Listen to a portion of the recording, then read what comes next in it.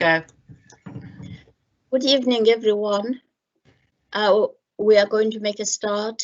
I'm Hendrina Queenan, the councillor for Handsworth Ward and chair of this forum. In our meeting, we have Neil De Costa. Neil is the Senior Service Manager for Community Development and Perry Bar Neighbourhood Network Scheme Lead Facilitator. We've got Leslie Bannister. Leslie is the Community Governance Manager for North Birmingham. We also have other council officers who I will introduce to you before they give their presentations. So welcome to Handsworth Ward Forum Virtual Public Meeting on Monday, 26 January 2021. As you may be aware, residents were invited to submit their questions to me in advance so that I could look for the answers. So during this meeting, you can also post your questions on the chat box. We have received a question from one of the residents, which is about exempt accommodation. And this question, we've got also the answer to it, and it will be sent out. Now we move on to item 2. Can I advise that the meeting is being held in public and a recording will be available for public future record. Item 3, COVID-19 update. Could I now invite Marion Gibbons, who is the Assistant Director of Public Health, to update us first, and then Mark Croxford, the Head of Environmental Services, will talk about compliance and enforcement thereafter, and then answer any questions you might have. Over to you, Marion. Thank you very much. So in terms of what's going on for Handsworth Ward at the moment, for Birmingham as a whole, the 7-day case rate is now at 584.5 cases per 100,000 population, compared to 726, which it was for the 9th of January. So there has been a decrease, which you'll be pleased to know. And the 7-day rolling case rate has also decreased compared to the previous week, and Birmingham is now 18th highest in England when compared to other upper tier local authorities. The spread continues to primarily be through social interactions. The hospital admission range is now between 90 and 150 new cases a day at the University Hospitals Birmingham Trust, which is very worrying, and that the numbers for admissions is still continuing to rise. So we have seen a 20% reduction in our case rate over the last 7 days, and that is still not as much of a reduction as in other areas, but when you consider across the West Midlands area, it's pretty much the norm.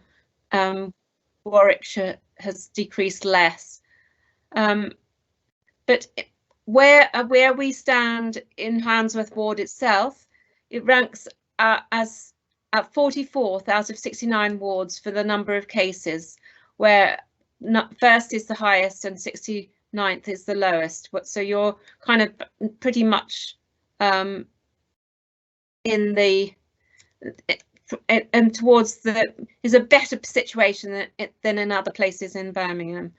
The case rate for Handsworth as a whole is 5.85 per 1,000 population, and for Birmingham as a whole it's 5.83. So pretty much the similar as for Birmingham as a whole.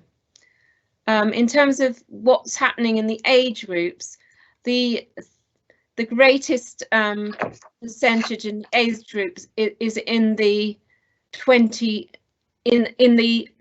to 39, where 37%. So it's a lot of it is within the working age population.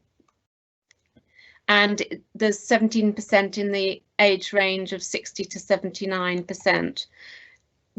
In terms of ethnicity, we're seeing the Asian ethnic group is where the predominant number of cases are, with 68% in the Asian group, 14% for the Black group, ethnic group, and 5% for both the mixed and for white ethnic groups.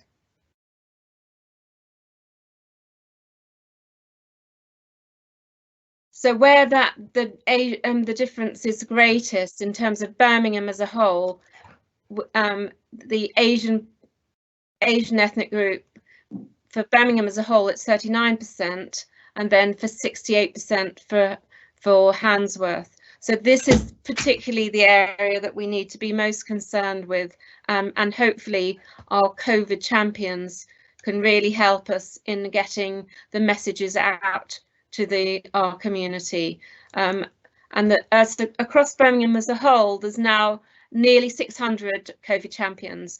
I was trying to get that breakdown for Handsworth in particular, but I wasn't able to get the actual breakdown for each of the wards as yet. But I've been assured that that will be available.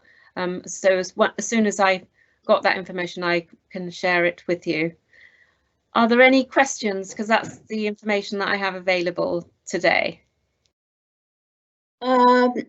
Thanks, Marion. If it's all right, would you want to deal with the questions together after Mark has done his presentation? Yeah, that's fine. Mark and I are happy to answer questions together. That would be fine. Yes. Could I invite you, Mark, over to you now? Yeah, hi, Councillor. Can you hear me?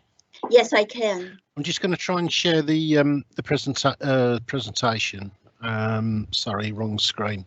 I'm not very good at doing this. You're gonna tell. Just bear with me 1 second. No, that's fine. We are all learning. Yeah. Let's get. I've lost it completely now. Hold on.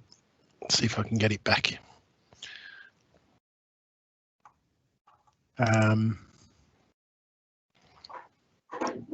Can you see that presentation now, Councillor? Yes, I can. Okay, let's get it up and running then. So this is a presentation that I've put together. It's got some statistics for the city as a whole, but it's also got some statistics for the Handsworth ward. So I'll try and canter through because there is about 20 slides. So over time, so this is back in October. This is the rate per 100,000 in the population of COVID, and it's based on a 7-day rolling average. This average at the very end, and Marion will explain this a bit more if you need more detail, is always inaccurate because not all of the 7 days has been checked, etc. But you can see that it was a bit of a bumpy ride coming through into November, but we hit this cliff face of infection in December. Sorry, have you got me still? Yeah, that's sorry, Mark. I'm still here. Yeah, so we hit this cliff face of infection, and this is one that's causing us all the problems. And we understand that somewhere in the region of 45% of all the beds in hospital have currently got COVID infections. So the areas of work that environmental health are doing, we're working with trading standards, with the police, with any colleagues that'll have us, with COVID marshals. I'm just going to talk about these areas here, and I'll whiz through those and give you an idea of what's happening. So the government announced COVID marshals. It's an educational thing. They have no regulatory powers. We employ them both in parks and in the city. We've got 25 COVID marshals in the city and 8 working in parks. So where we've got people using the parks, trying to help keep them safe, make sure people are separating, etc.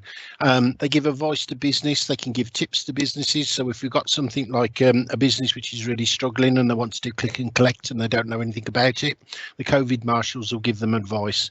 So they're very much about trying to help people and trying to get people to be safe. Now, one of the things that the COVID marshals have also been able to do is give out face coverings. So the government really liked this idea that we could actually give out face coverings. So whether it be a mask or it be something that you can put on, this does reduce the rate of spread. So the COVID marshals have given out so far 16,000 face coverings. So if you assume that each one of those face coverings was used for a day and they went been nearly 60,000 times that people weren't exposed to the spread of COVID. So you can see that little things go a long way. Currently, the government have given us 29,000 face coverings to give out, and we're really working hard to get those out. The biggest complaints we have is people not being compliant around masks. So again, anybody listening, if you can support us around the face coverings, whether it be a scarf, whether it be a medical mask, or it's something else, the snoods and that type of thing, all of these things will really help in reducing the rate. COVID marshals have responded to some requests from head teachers to speak to parents outside schools, and I've had really good feedback from that, and getting parents to stop socialising and standing too close and to separate out when they're there. And it's like a natural function. Everybody wants to be close to somebody, to talk to somebody. So you start off at 2 metres and very soon you're at ½ a metre. It's something that needs to be regularly reminded.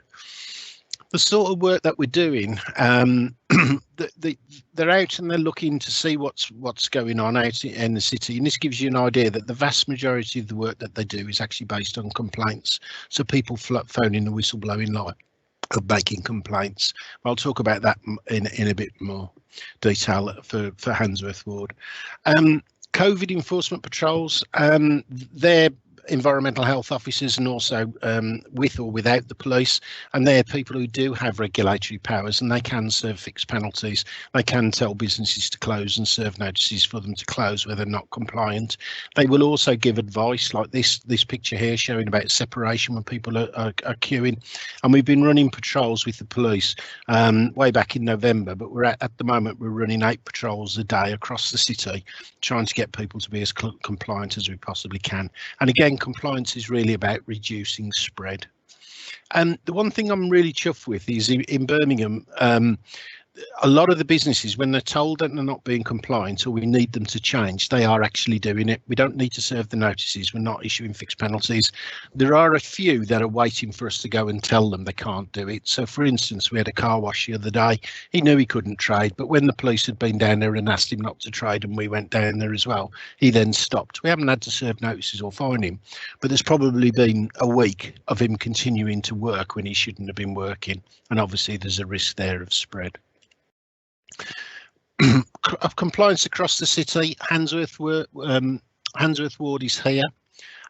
Although most of the businesses are compliant, you can see a lot of red, and there's just little bits of blue. The problem with the city is we have a large number of businesses, so even all these blues add up, but the vast majority of businesses have been compliant, and that's really good news as well. Non-compliance by ward, again, just trying to pick out Handsworth Ward. You've had 25 businesses that have been non-compliant, and we've been working with those businesses to make them compliant. Enforcement interventions, so these are the ones where we've asked them to do things and then they've ignored us, and we've had to resort to notices. Again, Handsworth is very low. You've only had 2 businesses that have actually said no, they don't agree with us, they don't agree with the rules, and they're going to continue to trade, and we've had to take action against those businesses. The whistleblowing line is really the access point, and I can send this presentation to you to the ward forum. This is the access point for complaints. So if anybody needs to complain or see something that's wrong, obviously it's ourselves and the police that can deal with it. Then they will go out. By and large, the council's looking at businesses. So non-compliance in businesses council, individual non-compliance, not wearing masks, attending parties, etc. Individual non-compliance is enforced by the police, and that's why we work together with the police, because we both have a slightly different role in this. Something that not many people are aware of is we're also involved in controlling infectious disease. So environmental health has always been working in things like food poisoning and illnesses like that, which people are aware of. But any infectious disease, we also have powers to deal with that. So one of the things we've been doing is supporting public health and the Public Health England teams in actually tracing contacts, and where there are outbreaks, trying to make sure people are isolating to stop those outbreaks. And we've had quite a large number of outbreaks.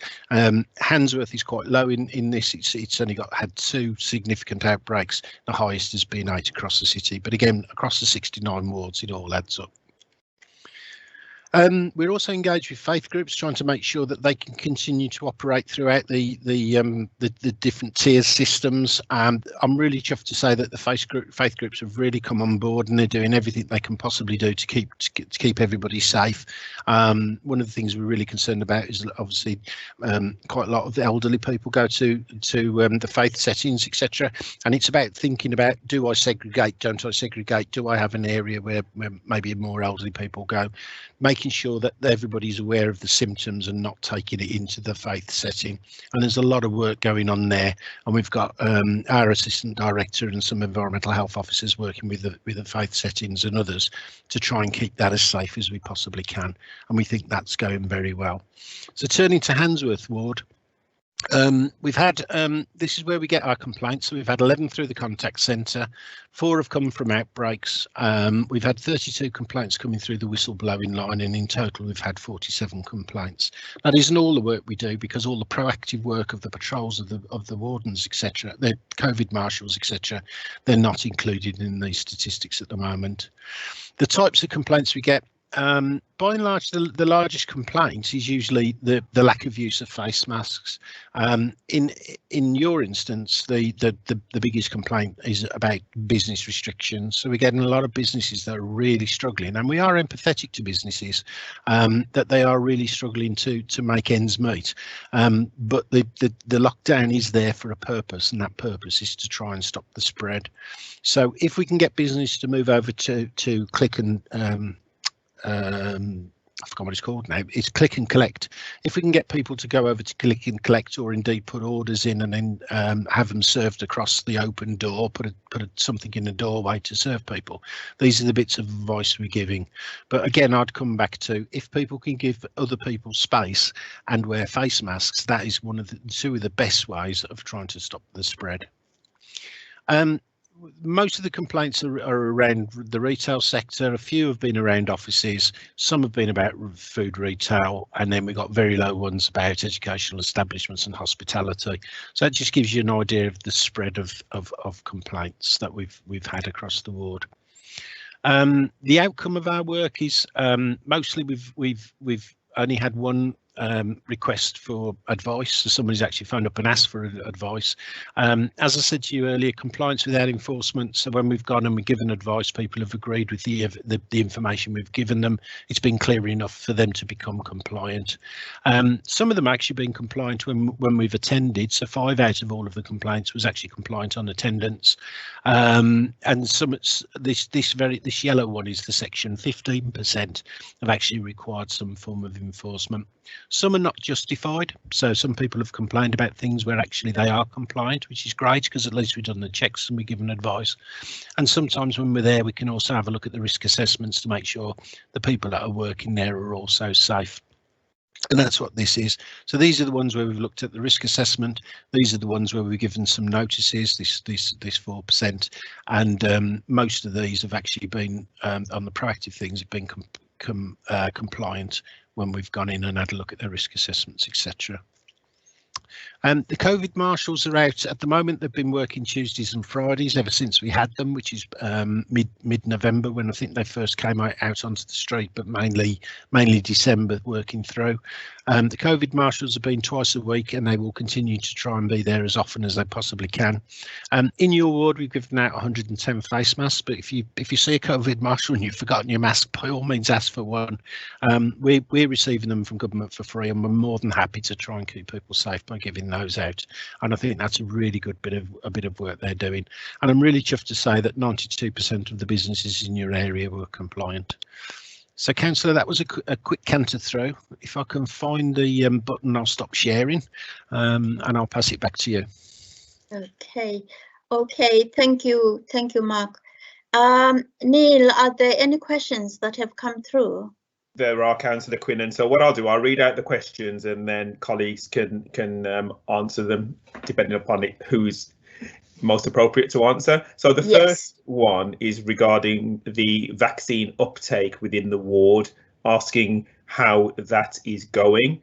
The second one, Soho Road, it's a major area of non-compliance. So from an enforcement point of view, are there any actions being taken on Soho Road? And the last one, could you explain what steps have been taken where people are living in separate households in HMOs or exempt accommodation? So those are the three so far. Okay, so who's gonna go first, Marion? Yes, that's fine. In terms of the vaccine uptake for Birmingham as a whole, I haven't got the information for Handsworth in particular, but for Birmingham as a whole, vaccine uptake has been incredibly good, and the National Health Service is well on track with getting all the most vulnerable vaccinated. The concerns that we have around vaccines, some ethnic groups are less, they're more averse to not having their vaccines undertaken, and so we'd really appreciate some support around making sure that that people realise that it's going to be the best for them if they can get agree to their vaccine, because the more people that we can get vaccinated so that it's above the 90% in the end means that we'll be able to get back to a normal life again. So it is really important that people are kind of aware that this is going to be in their best interest in the longer term. Okay, if I pick up the Soho Road, we have been doing enforcement patrols with the police on the Soho Road. I can think of at least 3 that have been undertaken.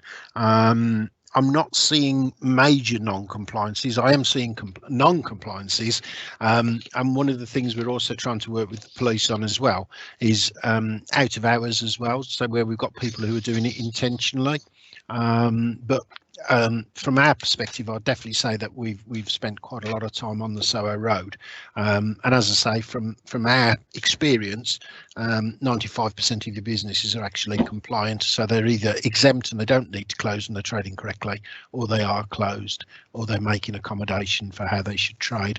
So I'm quite chuffed with where we are at the moment, but we will continue to focus on the main shopping centres as well as some of the side roads as well.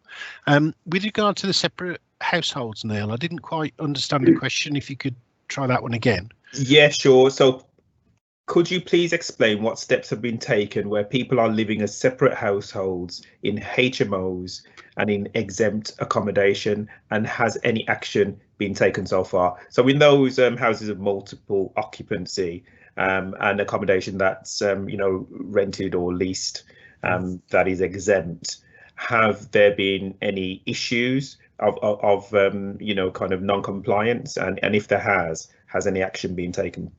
Has any action taken place? Yeah, I think that's. I apologise for not understanding. I think that's because it's one to do with individuals, and therefore it's going to be police enforced. Yeah, I'm not sure if we've got any police colleagues here. If we haven't, I can give you a bit of information. But if we that haven't would be helpful, Mark. Okay. Because so we haven't got any police can't get on colleagues. this, yes. Yeah, no, that's fine then. So what I understand is from work with the police is the police are operating a number of COVID patrols. So they've got some vehicles out which are dedicated COVID officers who will go out and they will intervene where there are people getting together, parties going on, reports of any problems going through on the 101. They'll come across and try and do their best to make sure people are being compliant. In addition to that, the police have also got a thing called Operation Reliance on, and that's where they've got, I think it's 4 transit vans of police officers that go around to all of the nighttime events. So if there's any parties going on, then they're going out to those and they're serving the £10,000 fixed penalty tickets. Again, I'm pleased to say that within Birmingham, in comparison to the Black Country, because West Midlands Police cover a much wider area, we're not getting as many tickets as some of the other areas. But I have to be honest, there are still a few people that are going to lock-ins in the public houses around the city. There are still a few people going to shisha bars, etc. And there has been some parties, and you probably see last weekend there were people coming up from London and down from Newcastle to a party in Birmingham. And these really are unacceptable things to be doing nowadays. People know it's a serious issue and we do need to stop it. I can't answer for houses in multi-occupation, but those are the type of interventions that are around if there's any problems. Okay. Any other questions, Neil? No, Councillor Quinnen. Okay, so could I thank Marion and Mark for this presentation? And then we move on to item 4. Could I invite Sanjit Anjil? Item 4 is item 4, PRS Exempt Accommodation, Private Rented Sector. Is Sanjit? Sanjit is from private sector team. Are you here, Sanjit? Yes, I'm here. Okay, Hi. thank you. Over to you. So what was the question? What are we discussing? I invite you to give us your updates on private rented sector exempt accommodation specifically. Okay. So we've had a couple of, we haven't had that many cases in Handsworth Wood.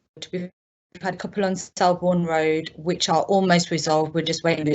And I've had quite a few on Endwood Court Road. I've located the registered provider for most of them. The issue we're kind of having now is, before we were getting 1 or 2 properties to investigate. Now I'm being given whole roads, so I can have around 8 properties to investigate. In terms of Handsworth, the volume is high. Most of my complaints are in the Holyhead district, and that seems to be where I'm spending most of my time. In terms of, if you have any antisocial behaviour complaints, you can email the PRS team. Anything to do with noise, low-level crime, even any drug dealing or anything going on in the area, I can request for the police to come out with me, and we can go and investigate your complaints. Is that okay? Right, yes, that's fine. Thank you. In case there are some questions from the residents, Neil, are there any questions that have come through? No, not at the moment, Councillor Quinnen, but what I'd like to just do, if I can, is just backtrack a little bit to the last item, because Sergeant Stanley had mentioned that the Naval Police team have been conducting joint patrols with Mark Croxford's team, and these will be continuing. And also they have been conducting patrols at different times of the day also.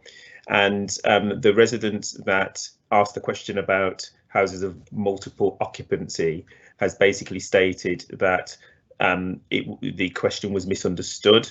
There is a suggestion that houses of multiple occupancy are one of the reasons for infection spread, in their opinion. So I'm just reading that out so you're aware. Okay, all right, thank you. Okay, thank you, Sanjit. If we don't have any other question, all we could say is, if the residents have got concerns with these kind of properties, did you say they can email directly to PRS? Hello? Oh, have I lost you? Sorry, I missed what you said. Could you repeat that for me? Yes, I was saying, if the residents have got concerns with these properties, were you saying they can email directly to PRS? They can email their concerns directly? Oh, of course they can, yeah. That was more in relation to the public that want to make complaints, but yeah, tenants can make complaints there too, and we can investigate. Right. Okay. Councillor Quinnen, can I also just highlight that a resident has asked a question and has asked for an update on the current pilot on exempt accommodation within the ward. Now, I'm not sure if Sanjit's going to be able to answer that, but this might be something that we will have to update outside of the meeting. So just be aware of that question. Yeah, Sanjit, do you want to say something on that? Yes, so I'm covering East and West Birmingham. My colleagues doing South and North Birmingham. We're having 3 meetings a week with social workers. We've got a police officer, and community safety. So we're trying to take a multi-agency approach with our serious cases and escalate them. The pilot hasn't been going as planned because of lockdown. We were planning to hire about 10 people. We've only got 4. We wanted to do 9 inspections per person per week, but that hasn't been able to happen. So we're just responding to the complaints and carrying out our normal inspections and just getting the registered provider to take accountability where possible, and we're identifying category 1 and category 2 hazards and trying to resolve them in a timely manner. Okay, thank you for giving us your updates, Sanjit. And if there are no more questions, Neil. No, there was just a comment about an explanation on the work that you're doing, but I think you've done that, Sanjit. Okay, brilliant. Yeah. Thank you. Okay, thank you so much. Now we move on to item 5, Handsworth Park Projects. Could I invite Robert Churn? Robert is the head of landscape and development in Birmingham City Council. Robert, over to you. Hello. Can you hear me? Yes, I can. Thank you. Excellent. Hello. Yeah, I came to your October meeting and I put up a presentation of possibilities for investing some Section 106 monies that we have available in the ward for Handsworth Park, and we then invited comments and ideas from the community to give opinions and ideas, and then Councillor Quinnen asked me to take that away and come up with some costs for some of the more achievable items, which I've done, and I'm going to share those with you this evening. What we could do with this evening is sort of a good strong steer on which direction to go, and I could then start to sort of get the work progressed and on the ground in the early spring. So if I just start by reminding you what I presented last time around, I'm going to try and share. So I've got screen and try and be as deft at that as possible. So if you can tell me whether you can see that, Councillor Quinnen, is that visible? Yeah. Yes, Yeah. I can. Thank you. I'm not. Hopefully, the people who are live streaming can see too. I basically presented some ideas for the introducing sports and environmental improvements into Handsworth Park, and we looked at 3 areas. One of the main areas that is in desperate need of improvement, cleaning up, is the upper lake. There is potential for sports activities in terms of outdoor gym, fitness area, and improvements to the tree trail and the biodiversity within the park. One of the 3. And I put up some pictures. Now that's going to go slowly, but that is the picture, believe it or not, of the upper lake, very murky, and some of the comments come back about the smell and stink of that lake. It gives people trying to enjoy the park. As you can see, it's in a beautiful setting, but it's not very pleasant to go up close to. So scrolling through these to show you some of the problems that we encountered at the lake.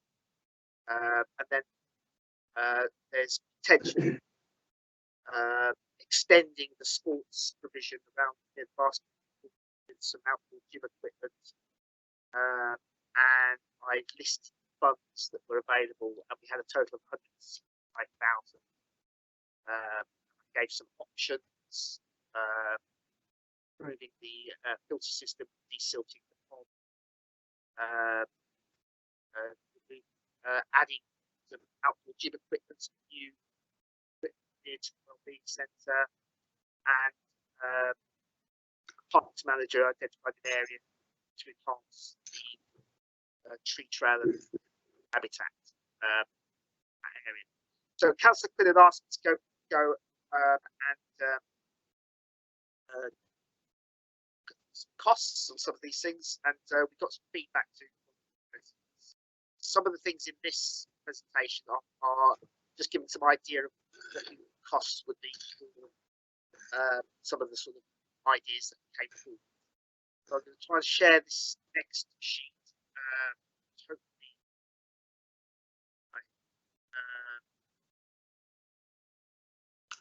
this might take what it says. Yes, got it first time. These are based costs are based on sort of experience of what we produced and delivered elsewhere. So, for example, these outdoor gym areas. I will zoom in a bit because I know that sometimes these things appear small. Just try and zoom in a wee bit to try and see. That's visible now. So a 4-piece outdoor gym area would sort of come in at a cost of around £40,000, and we have to put aside money from the budget to maintain it because there's no current budget in the parks to maintain new stuff. Now actually putting some of the budget aside to maintain it. So we've got 40,000 gym area, 50 for a 5-piece. Then if you put something in that was less. Sorry, Bob, you're breaking. Oh, I'm sorry. Yeah. I do get this problem. Right. Bob, do you want to try taking your camera off? That might improve the sound quality. I certainly can. I shall do that now. I do apologise, everybody. Right. I'm due a new laptop, but it's not here yet, so I apologise. Right, so I've basically broken it down to sort of to give us a sort of a range of costs from 4-piece outdoor gym equipment area, or a 5-piece, or a 3-piece. Now you can either have static equipment that is just purely fitness, where you've got pull-ups, chin-ups, and sit-ups, and those sorts of things, or you can have more mechanical things like bicycles and skiing things, and all sorts of some of the sort of more exotic equipment that you might find in a gym. So there's a sort of quite a variance in cost for these items, but you can have a mix and match. So there's the costs there. Tennis courts, which was one of the suggestions. Now we've got a problem with the tennis courts is the cost of constructing new tennis courts. So we've got I got the figures from Sport England website, and to provide 2 macadam courts, you're looking at £215,000 just to set them out, and you've got to put aside maintenance costs. So we're looking at 233,000, which is beyond our budget. It is a sort of an aspiration, I know, of the board to do something with tennis, but as things stand at the moment, we haven't really got the resources to deliver that. But there are courts in nearby wards which are not being taken up, and the owners are trying to sort of offload those sites for development. So there's a sort of a bit of work that needs to be done. One of the things that might be worth instigating would be a conversation with the Lawn Tennis Association to see what funding they've got to try and perhaps bring this forward at a later date. The mini golf course is one suggestion. Again, parks haven't got the resources to maintain and staff such a facility, but there is a mini golf that has been put in at Cannon Hill Park, and that's got a very high footfall, and it's been run and built by a provider at no cost to the city council. So there's options there that if there's a commercial opportunity for somebody to put something in like that at Handsworth, then that's a possibility, but it's not something that we can deliver with the resources that we've got. The upper lake dredging. Now this is something that parks managers wanted to try and achieve for some time, because in the summer it does get quite unpleasant. We've got a contractor doing some work at the catch pit at the moment, and it'd be good to try and piggyback onto that project and contribute towards that. So they've given us an estimate of £100,000 to desilt and improve the water quality at the site. It's a bit of a suck it and see figure, because until you actually get into the lake, you're not really 100% sure how much material you're dealing with. The upper lake planting enhancements. So once that pond is cleared out, you've then got the opportunity to freshen it up with some natural planting. You can attach Hoya berms, which are sort of rolls, and they're seeded and plug planted with marginal water plants. You get a much more variety of wildlife and vegetation around the lake, so it's sort of an enhancement. And then as the Southall Parks Manager has intimated, there's the opportunity to enhance the tree trail and arboretums here in the park, and some of the money to get a quick win there. So I've discussed some of these suggestions, some of the issues around these sites, which are basically the notes of here, and hopefully we can come to a decision tonight about what we can achieve within the time budget. So I put down a couple of options for the 100 set, which I think are achievable, and we would like some indication of which ones you want to go with. So option one would be install a 5-piece outdoor gym area that costs £73,000, and then contribute 92,000 to dredging to get the lake, the upper lake, cleaned up and refreshed. So that's your 165,000. And then option two would be a full contribution to the lake dredging, planting some marginal plants, enhancing some of the tree trail, or providing a non-moving art gym. So it would be sort of push-ups, chin-ups, sit-ups, benches, that sort of thing.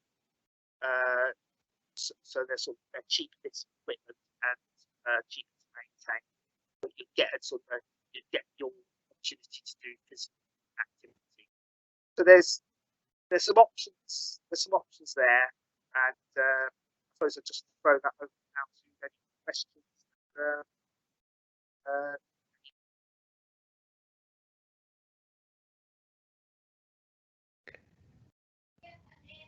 Thanks, Bob. Are you there, Bob? I am there, yeah. Oh, okay. Right. Would you like the residents to indicate on the chat box where their preferences, whether it's option 1 or option 2? Yes, please. And then we will take it up from there. But before we go to that, Neil, do come in if you've got another way of doing it. No, thank you, Councillor Quinnan. Would you like us to give the opportunity for residents to indicate in the chat box? But before that is done, because we do know that we would like these projects to go ahead as fast as they can and within a short period of time, so that if things do change, these projects will be completed. Shall we seek an agreement overall that we agree that that the projects should go ahead, or have you got any other way of doing it? Because I wouldn't want us to leave tonight without having given the officers the green light to go ahead with the projects. Could you come in if you've got another way of doing this, please? Thanks, Robert, and thank you, Councillor Quinnan. So just to say that I've had some comments on the chat box to say that the communications have been quite bad, but nevertheless I do have some questions and comments which I will read out. But in terms of making a decision, I think that the fair thing to do is for Robert's proposal to be sent to the residents and stakeholders on our mailing list with a deadline by which to reply, because I think that's the fairest way to do that on the options that have been presented. Nevertheless, if people are able to just comment on the options within the chat box, obviously we can collect that feedback as well and add to it.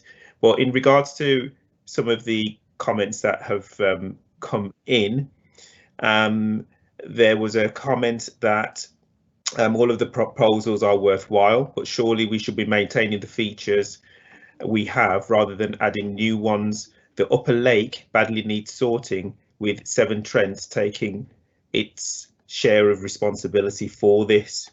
There's also another comment which says there's a tennis club in Kilby's Grove, which I think Robert mentioned earlier, but this needs some investment, so it doesn't make sense to establish additional tennis courts in the park. And there's another comment which says, I believe pollution in the lake is caused and the responsibility of Severn Trent. So we're aware of this, and I think that's something that's, you know, kind of proposed in terms of one of these proposals as well. Let me have a look if there are any more that I can read out. Okay, so there was a question about alternative suggestions from residents. So just to say on that, because obviously I've been party to them, there were a number of alternative suggestions that have been considered, and I think that Robert has gone through some of those tonight. But in terms of that list of suggestions and the feasibility, just for information, I'm sure that we can send that out. Okay, so would you like us to have a deadline? Yeah, sorry, I'd just like to go through a few more. So again, obviously there's a Friends of Handsworth Park group, so there's a suggestion here that they surely should be consulted as well.